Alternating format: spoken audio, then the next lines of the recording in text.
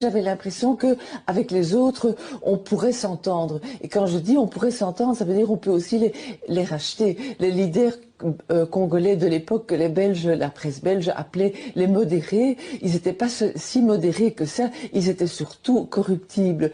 Avec Lumumba, c'était difficile. On avait l'impression qu'on ne pouvait pas lui faire entendre raison, qu'on ne pouvait pas l'acheter, le corrompre, parce que il avait son idée, il était assez idéaliste. En ce sens-là, oui, c'était un radical. Même en Belgique, les adversaires de Lumumba ne restent pas inactifs. Comme la commission d'enquête a pu l'établir, des fonds secrets sont envoyés au Congo dès juillet 60 pour déstabiliser le gouvernement Lumumba.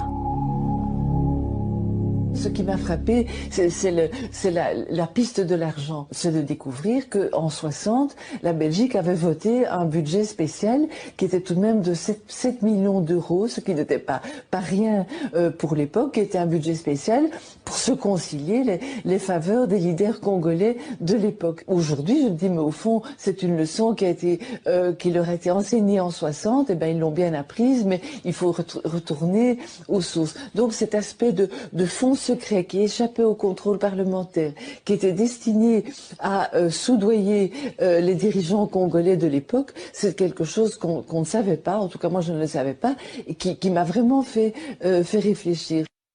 On nous attaque parce que nous ne voulons plus de suggestions.